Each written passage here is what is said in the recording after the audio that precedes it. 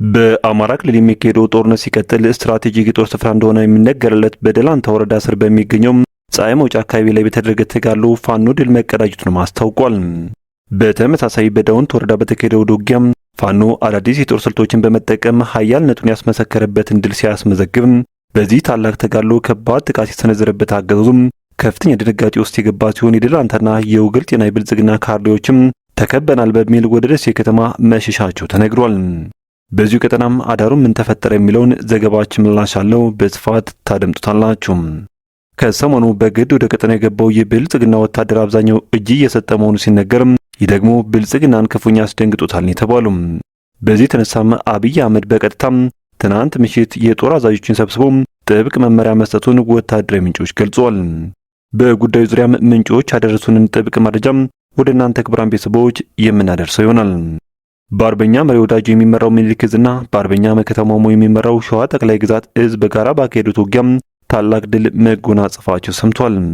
በአይነቱ ለየት ያለና ወንድማማችነትና አንድነት የታየበት ጥምረት ተፈጥሮ በአገዛዙ ሰራዊት ላይ ጠንካራ እርምጃ የተወሰደ ሲሆን ሁለቱ ኃያል እዞች ትናንት ከረፋድ ጀምሮ እስከ ምሽት ድረስ በደቡብ ወሎ ዞን ስር በደገርና በአካባቢው ላይ ከባድ ትንቅንቅ ሲያካሂዱ ውለው አምሽተዋል የተባለው ተጨማሪውን ይዘናል። በቆይታችን ትሰሙታላችሁ። ይህ ሰንሰለት ሚዲያ ነው። ሰንሰለት ሚዲያም አስቸኳይና ወሳኝ መረጃዎችን እንደሚከተለው ማቅረብ ይጀምራል። በቆይታችንም ቀደም ሲል በአርዕስቱ ያስደመጥናችሁን ዜናዎች እንዲሁም ሌሎች መረጃዎችን በዝርዝር ወደ እናንተ እናደርሳለን። እናንተም ለቻናሉ አዲስ ከሆናችሁ ሰብስክራይብ እንዲሁም ቪዲዮ ላይክና ሼር እንድታደርጉ በትህትና እየጠየቅን በቀጥታ ወደ ዝርዝር መረጃዎች አለፍን። አብራችሁን ቆዩ። በአማራ ክልል በአገዛዙ ጦርና በፋኖዎች መካከል የሚካሄደው ውጊያም አሁንም ተባብሶ ሲቀጥል ከሰሞኑ በግድ ወደ ቀጠና የገባው የብልጽግና ወታደር አብዛኛው እጅ እየሰጠ መሆኑም ተነግሯል። ይህ ደግሞ ብልጽግናን ክፉኛ አስደንግጦታል የተባለው። በዚህ የተነሳም አብይ አህመድ የአማራ ሕዝብን በኃይል ለመግዛት እየሄደበት ያለው መንገድ በፋኖ እየከሸፈ የማይወጣው ጦርነት ውስጥ ገብቶ እየዳከረ ቀጥሏል። ሰራዊቱ አሁን ላይ ጦርነቱን ከመሰላቸው የተነሳም በፍቃሪነት እጅ እየሰጠና ፋኖን የተቀላቀለ ሲሆን አገዛዙ እንዲሁም አክቲቪስቶቹና የማህበራዊ ሚዲያ ሰራዊቱ ደግሞ የሐሰት ፕሮፓጋንዳ በመንዛት መከላከያን ጽንፈኛው ማረክም ጽንፈኛ አማራ ፋኖ እጅ ሰጠ እያሉ ህዝብን ለማታለል ሲዳክሩም ይታያሉ። በአንጻሩ በፋኖ በኩል ትግሉ ከበፊቱ ይበልጥ እጅጉን አሁን እየጠራ ይመስላልም ተብሏል። ትናንት ባገኘነው መረጃ መሰረትም አብይ አህመድ የኦሮሞ ማንነት ያላቸውን ጀነራሎችን በድብቅ በመሰብሰብ የአማራ ክልል ውጊያ ከብዷል፣ ጠንክራችሁ ማዋጋት አለባችሁ በማለት መመሪያ የሰጠ ሲሆን ይህን ተልዕኮ ለማገዝም ከዚህ በፊት ታይቶ በማይታወቅ መልኩ ድሮንን ጨምሮ ሌሎች ተዋጊ ጀቶችን ጥቅም ላይ እንዲውሉ ትዕዛዝ መስጠቱን የተነገረው። ከዚህ በተጨማሪ የአማራ ማንነት ያላቸው ወታደራዊ አመራሮች ላይ ጥብቅ ቁጥጥር እንዲደረግ ማዘዙን ምንጮች ገልጸዋል።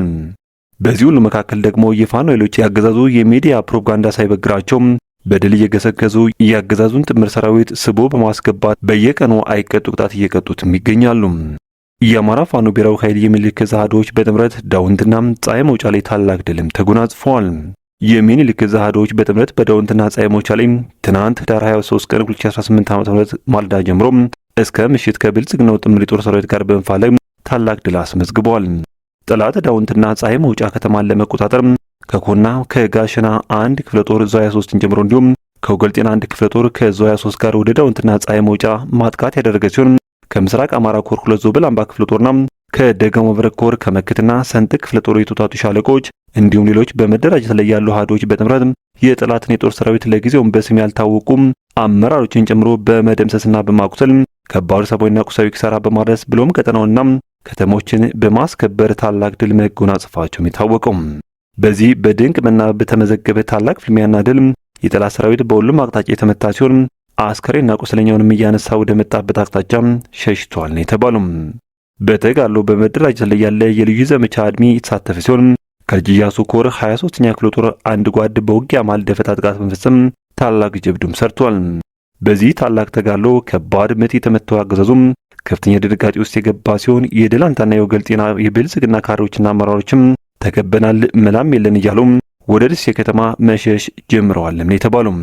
ውጊያው አሁንም ሌሎች አሃዶች ተጨምረውበት በቀጠናው እስከ ዛሬ ረፋድ ድረስ ተጠናክሮ ቀጥሏል ሲሉ ነው ምንጮች ከስፍራው ለሚዲያችን ያደረሱትም። ይህ በእንዲህ እንዳለም ዞብል አምባ ክፍለ ጦር አራተኛ በረኛው ሻለቃ ራያ ቆቦ ተኩሎች ዙሪያ ያለውን ያገዙን ሰራዊት አንዱ ምሽግ ሙሉ በሙሉ በመደምሰስ ታላቅ ድል መጎናጸፋቸውን አስታውቋል። ዞብል አምባ ክፍለ ጦር አራተኛ በረኛው ሻለቃ ትናንት ህዳር 23 ቀን 2018 ዓ.ም ከቀኑ 10 ሰዓት ላይ ራያ ቆቦ ተኩሎች ዙሪያ ካሉት ያገዙ ሰራዊት ምሽጎች አንዱ ላይ በሪያርዶ ከሚበላበት ተስቦ በመግባት ምሽጉን ሙሉ በሙሉ በመስበርና በርካታ ኃይሉን በመደምሰስ ብሎም በማቁሰል ታላቅ ድል ተጎናጽፏል። የጠላት ኃይል ምንም አይነት ዋርድያ ባላስቀመጠበትና በሌለበት ሁኔታ ምሽጉ ላይ በሪያርዶ በሚበላበት ጀግኖቹ ከቀኑ 10 ሰዓት ላይ ተስቦ በመግባት እስከ ምሽት 12 ሰዓት ድረስ ሲረመርሙት አምሽቶም ታላቅ ጀብድ በመፈጸም ታላቅ ድል ማስመዝገብ ችሏል። ከዘመቻ አርበኛ ደማሊ ወይም አባነዶ ማግስት አገዛዙ ቤተ አማራ ከነበሩት እዞች በተጨማሪም 2 እዝ በማስገባት ወረራ ቢያደርግም ምኒልክ እዝ ጠላትን ወደሚመታበት ወረዳ በማስገባት ወደ ደፈጣ ውጊያ በመግባት ሲያመች ደግሞ መደበኛ ውጊያ በማድረግ በርካታ ኃይሉን ሙትና ቁስለኛና ምርኮኛ እያደረገ በተጨማሪም እያስኮበለልና እያፈረሰው ይገኛል የተባለው። በሌላ መረጃችን በአርበኛው አርካው ምሬ ወዳጁ የሚመራው ምኒልክ እዝና በአርበኛ መከታው ማሞ የሚመራው ሸዋ ጠቅላይ ግዛት እዝ በጋራ ባካሄዱት ውጊያም ታላቅ ድል መጎናጸፋቸው ሰምቷል። በአይነቱ ለየት ያለ ታላቅ ወንድማማችነትና የፋኖ አንድነት የታየበት በወሎ ቤተ አማራ ሰማይ ስር ባገዙ ሰራዊት ላይ የተቀናጀ እርምጃ እየተወሰደ መሆኑም ታውቋል። ሁለቱ ኃያል እዞች ህዳር 23 ቀን 2018 ዓ.ም ከረፋድ ጀምሮ እስከ ምሽት ድረስ በደቡብ ወሎ ዞን ስር በሚገኙ በደገርና በአካባቢው ላይ ከባድ ትንቅንቅ ሲያካሂዱ ውለዋልም የተባለው። ውጊያው አሁንም ቀጥሏል የሚሉት የመረጃው ምንጮች የአማራ አንድነት እረፍት የነሳው የብልጽግናው አገዛዝ ያለ የሌለ ኃይሉን ከከለላም ከደሴና ከጃማ ደጎሎ ወረዳም ወደ ደገር ከተማ ያንቀሳቀሰ ሲሆን ከኃያላኑ ከሁለቱ እዞች የተውጣጡ ሻለቆች ህዳር 23 ቀን 2018 ዓ.ም ከረፋድ 5 ሰዓት ጀምሮ ይህ ዜና እስከተጠናከረበት ረፋድ ድረስ ከባድ ተጋድሎ እያደረጉም ይገኛሉ የተባለው። እየተካሄደ ባለው የተቀናጀ ውጊያም በአማራ ፋኖ ህዝባዊ ድርጅት አፋድና በአማራ ፋኖ ብሔራዊ ኃይል አፋባ እዞች በተውጣጡም ውስን ሻለቆች ያገዙ ሰራዊት አይቀጡ ቅጣት እየተቀጣ ይገኛልም ተብሏል። በወሎ ቤተ አማራ ሰፊ ወደ ውጊያ ቀጠናን በመሸፈን በደገርና በአካባቢው ላይ እየተካሄደ ባለው የተቀናጀ ውጊያም ከሸዋ ጠቅላይ ግዛት እዝ የተውጣጡ ሻለቆችና በአማራ ፋኖ ብሔራዊ ኃይል ምኒልክ እዝ ስር በሚገኙ ክፍለ ጦሮች የተውጣጡ ሻለቆች በጋራ ጥምረት በጠላት ላይ ክንዳቸውን እያሳረፉ ይገኛሉ የተባለው። በዛሬው ዕለት በአገዙ ሰራዊት ላይ በቅንጅት የተደረገ ባለው ኦፕሬሽን የፋኖ ሰራዊት በአንድነት መንፈስ ታላቅ ድል እየተጎናጸፈ ይገኛል። ውጊያው ዛሬ ዕለቱን የተካሄደ ሲሆን ለጊዜው በውል ያልታወቀ አንድ ከፍተኛ የጦር አዛዥን ጨምሮ በርካታ ለመብተኖች መደምሰሳቸውን ይሰማው። በዚህ ትናንት በጀመረው ከባድ ትንቅንቅ ከፍተኛ ጉዳትን ያስተናግደው የብልጽግናው ጦር ዛሬ ርፋዱን በቀጠናው የድሮን ጥቃት ለማድረስ በማሰብ በወሎ ሰማይ ስር ከ2 ጊዜ በላይ የድሮን ቅኝት መደረጉንም ምንጮች ከስፍራው አድርሰዋል። በመጨረሻም ከትናንት በስቲያ በሉማሜ ወረዳ ከተፈጸመበት ጥቃት ለጥቂት ተርፎ ሸሽቶ የነበረው የወዴት ተላላኪው አቶ አረጋ ከበደና ቡድኑ ትናንት በደብረ ማርቆስ ከተማ ባካሄዱ ስብሰባ ከማህበረሰቡ ዘንድ ከፍተኛ የሆነ ነቀፋና ውርደትን መከናነባቸው ሰምቷል። የልዩ ኃይሉ መፍረስ ባገዙ የሚፈጸመው እገታ፣ ዘረፋ፣ ጅምላ ጭፍጨፋ፣ የንጹሃን ሞት፣ የገዳማት ውድመት፣ የመነኮሳት የቆሎ ተማሪዎች የካህናት ጭፍጨፋና መሰል ባገዛዙ የሚፈጸሙ ግፎችን የጠቀሰው ማህበረሰቡ የዚህ ሁሉ አስፈጻሚዎች እናንተ ናችሁ በሚል ጣቱን ቀስሮባቸው እንደዋለም ታውቋል። የተከበራችሁ ቤተሰቦች ከሰንሰለት ሚዲያ ለረፋድ የነበሩን መረጃዎች እነኝን ይመስሉ ነበር። በቀጣይ በዜናዎች እንዲሁም ጥቆማዎች እስከምንገናኝ በያላችሁበት የዓለም ጫፍ በሰላም ቆዩኝ።